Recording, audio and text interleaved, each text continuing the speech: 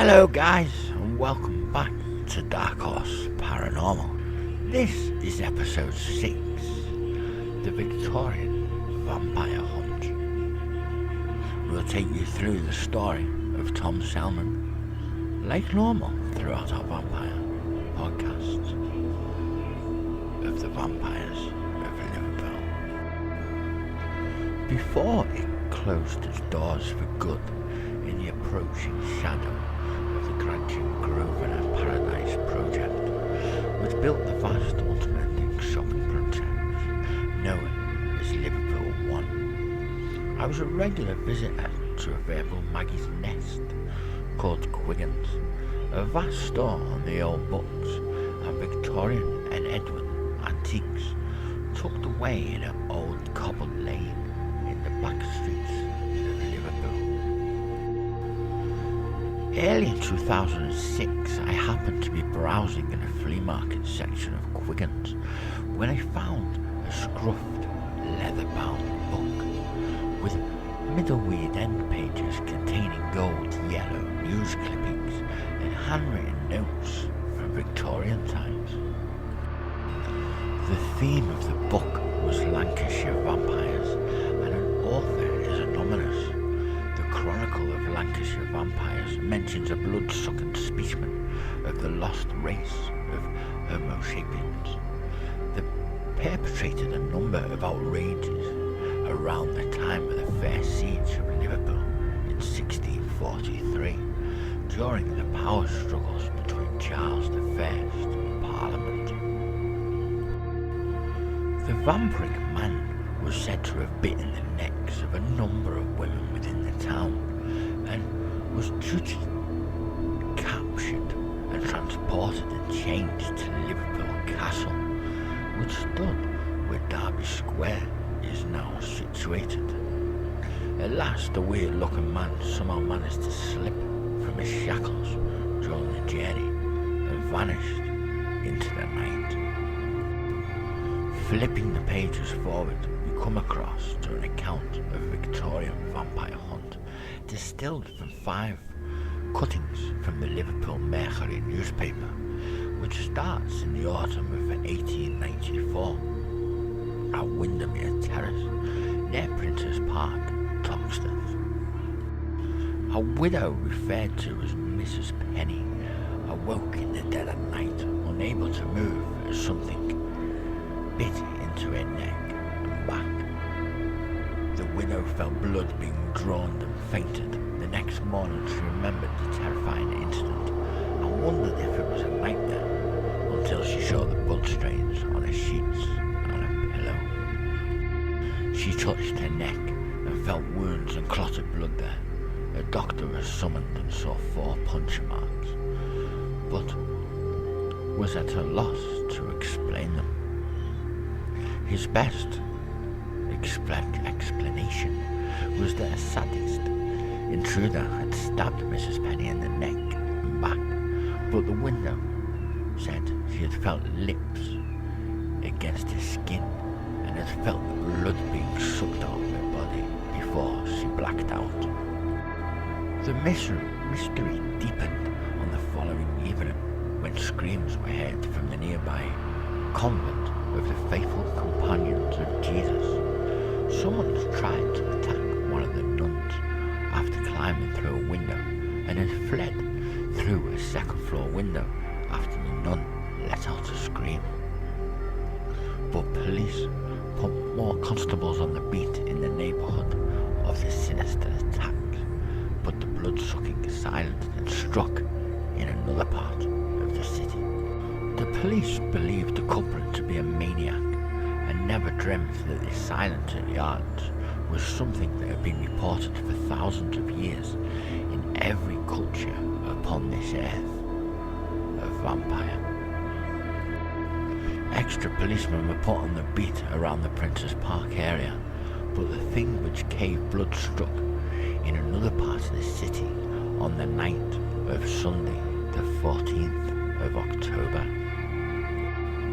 A full moon hung high in the sky that night, and at 1 in the morning, a fog drifted in from the Mersey, At around 1:15 a.m, Mr. Edward Blair, a cricket bat manufacturer of 79A Duke Street, was awakened by the sounds of a woman screaming somewhere nearby.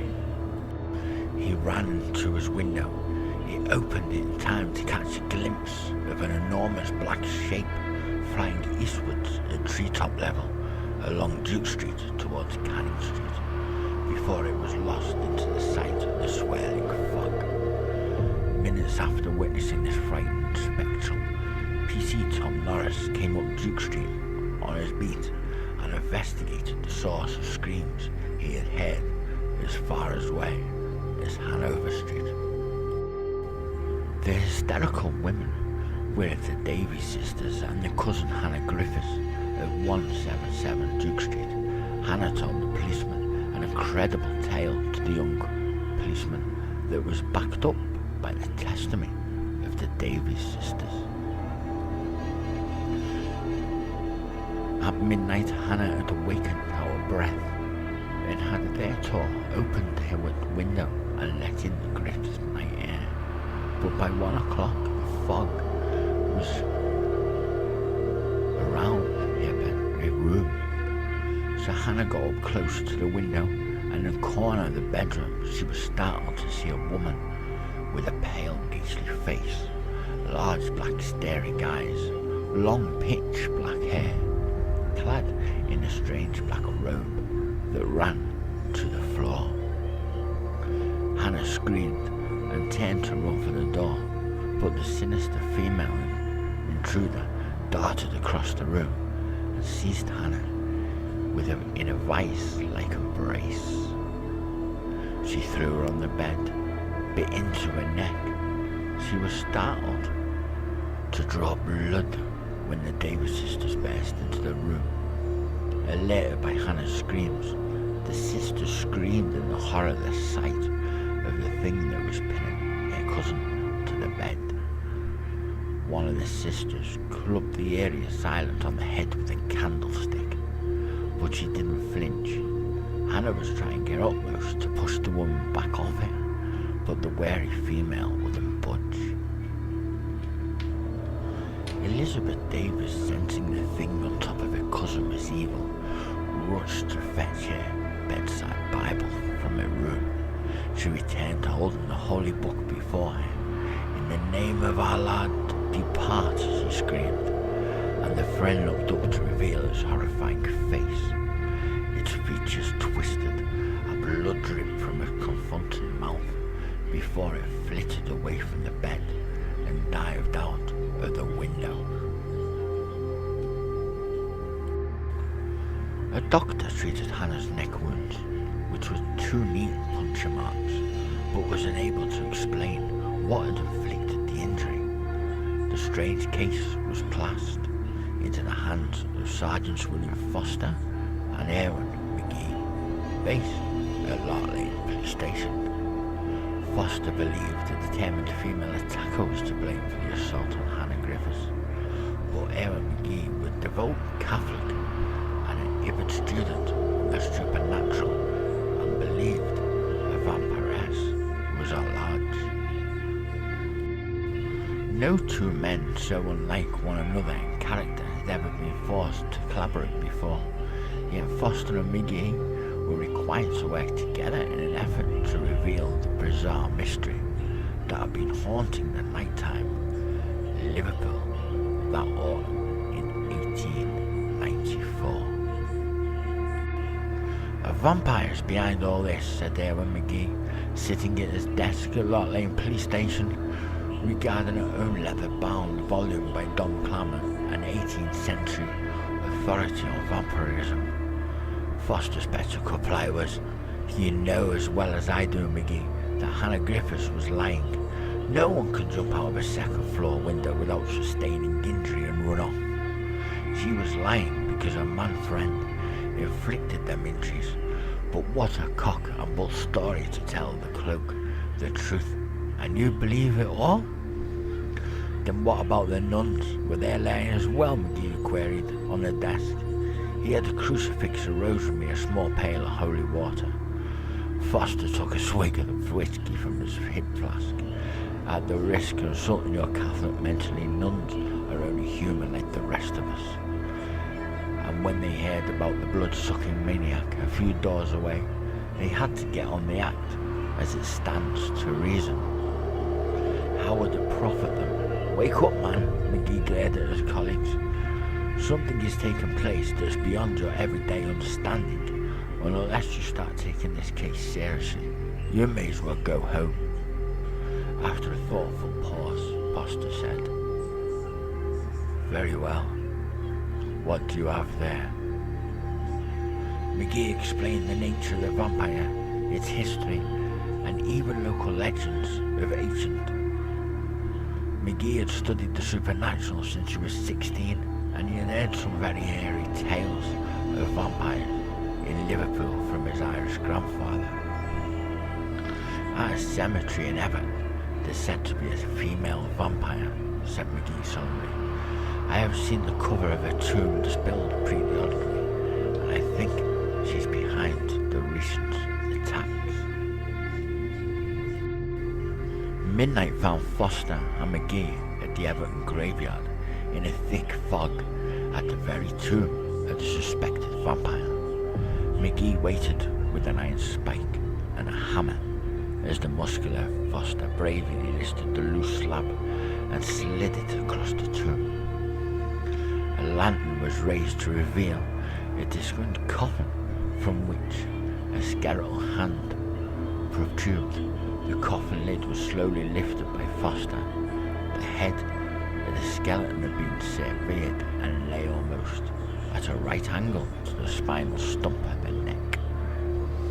There was also a clean hole in the breastplate of the female corpse, where she had been impaled by an occultist, or perhaps even a priest, many years ago.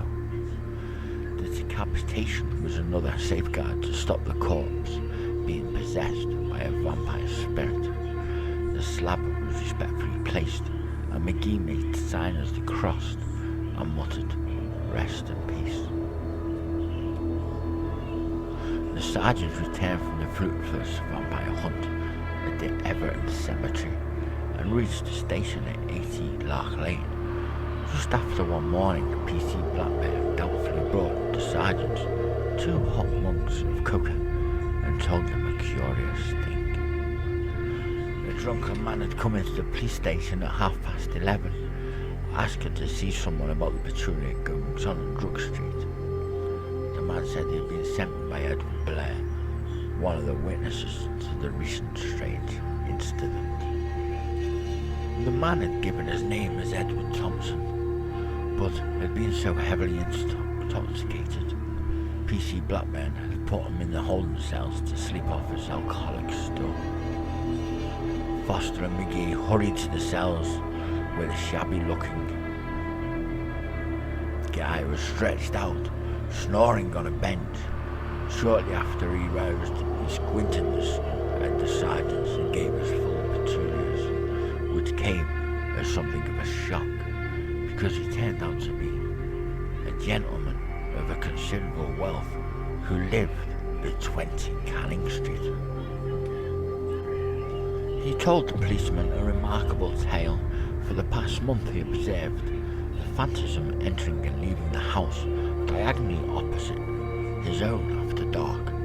That house, number 23, was the residence of a rich gentleman named George Lawson, and at night after night Mr. Thompson, his brother, and several servants had watched the eerie comings and goings of a shadowy, gaseous form that floated through the air and entered the roof of Lawson's home. Sergeant Foster didn't know what to make of this weird account, but his colleague McGee believed Thompson had seen the vampire responsible for the series of nocturnal attacks within the city. On the following morning, Foster and McGee paid a visit to George Lawson and informed him that burglars had been seen on his roof, trying the skylight, and during the house call, he seemed very nervous, as if he was hiding something. That night, Foster and McGee sat in the room at Edward Thompson's house, keeping can watch on Lawson's go to Georgie Red Suttons across the street. Just after midnight, both policemen saw what to be a wisp of dark smoke drifting up the slates of the roof. The vapour expanded steadily and rose up from the rooftop, leaving a faint misty trail in its wake. William Foster strained his eyes as he watched the apparition slant upwards onto the night sky, heading north. It was soon lost to sight. Two sergeants looked at each other, struck for words for a moment. Minutes later, a quarter of a mile away, in Academy Square, a widowed woman in her 50s named Magdalene Green was startled out of her sleep when the very doors of her bedroom burst open. Before her eyes, a dark mist rapidly descended to the form of a woman in black. The stranger's face was deathly pale, contrasted by staring jet black eyes. She hovered silently towards Magdalene in the window, centering an aura of intense evil about the terrifying phantom. Grasped the crucifix hanging from the chain around her neck with a trembling hand, then held it towards the supernatural intruder. The demonic female backed away, made an earthy hissing sound, and barred with punching teeth, then once again became a body of dark vapour which drifted out the window at night. Magdalene let out a shake and ran out of the bedroom, and her screams alerted PC Fred Mattingson, passing the house on his beat. It was 12:30. Foster and McGee witnessed a smoky form return to 23 Canning Street through its roof. The news of a sinister Abercrombie visitation reached Lot Lane through the Dale Street detective office on the following morning. It was time for Foster and McGee to pay Mr. Lawson another visit. They called upon the millionaire just after 4 p.m. as the purple shade of the October dusk was reaching over the western skies of the city.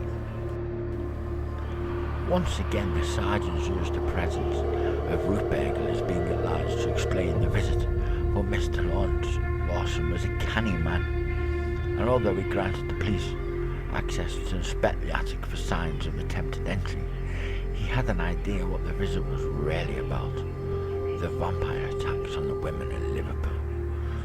Lawson offered the sergeants a sherry, engaged in a small talk, and seemed only too glad when it was time for them to leave.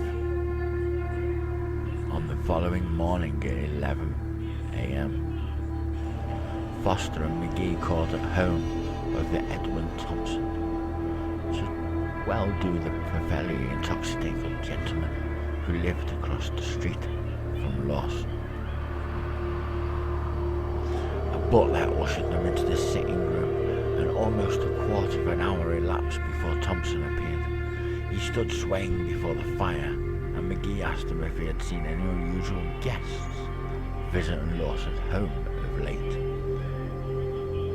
Thompson leaned on the mantelpiece for support, spent a moment in agonized contemplation, and then said that a woman in odd funeral black clothes had arrived at Lawson's house one Sunday several months ago. He had never seen her before, and what's more, he had never seen her leave either. All of a sudden, Thompson pointed through the window and said, "By Jove, there she is! There she is!" The sergeants ran to the window. A carriage had pulled up at the house of Lawson, and the millionaire and strangely dressed woman in black, with her face covered with a dark veil, was ascending from the steps. Foster and McGee flew out the sitting room and were on the streets within seconds. They hailed a hansom cab and instructed the driver to follow the carriage, tumbling down Cannon Street. The pursuit stretched to the pier ahead, where it had transmitted Lawson and the women intended to board a ship bound for Ireland. Foster and McGee could confronted Lawson, expecting him to threaten them with harassment, but insisted he became Manolan and told them a bizarre story. The woman with him was his lover, and she was pregnant with his child. Her name was Amarita, and she'd been driven out hungry because she, the last of a line of vampires that had lived in the countryside. The days then it was part of Transylvania. Amarita despised him being a vampire, and no man she had loved ever accepted her for what she was, until she met Lawson. Now the couple wanted to set an island for a while before going to America. As George Lawson gives the eerie account, Sergeant Foster gazed at the paling ghost face of Amarita faintly visible through a veil, and he was disturbed to see black tears drip from her eyes as she silently wept. The police sergeant reached for a service revolver, but McGee seized his hand and said, "No, William, we can't let them go somewhere else, where this thing was struck for the blood of other innocent people," said Foster. His fear was driving him on to shoot the woman. He pushed McGee away and aimed the gun at the woman in black, who stood there calmly, resigned to her fate. Lawson threw himself into the firing line of the revolver and tried to throw a punch at Foster, but missed. McGee shouted "No!" as Amarita suddenly climbed over the safety chain of the landing stage and jumped onto the freezing October River. Foster stepped over the safety chain and fired the revolver repeatedly into the waters. Then McGee pushed him aside and dived into the waters to save the woman, but only managed to recover her bullet-ridden clothes. Not a trace of Amarita's body was to be found. Lawson stood staring into the Mersey, sobbing. Amarita was never heard from again. Had the self-tormented vampiress committed suicide, or had she simply made an escape? We will probably never know unless Amarita returns one day. You may find a tale of far-fetched, but it actually took place, although whether Amarita was a real vampiress or simply one with a deluge is unknown. There were great friends, Felicifer, Jean Jix, reverse writing during the Age of Reason, and Enlightenment once stated, if there was ever a world of warranted and proven history, it is that of vampires. Nothing is lacking official reports, testimonials of persons of saintling or surgeons or clergymen of justice. The juridical evidence is all embracing.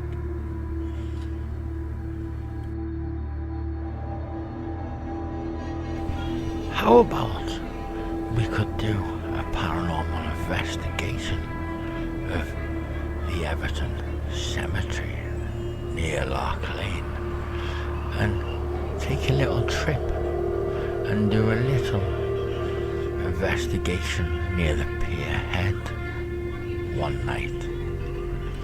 Let us know within the comments. Should we do both, or should we do just one?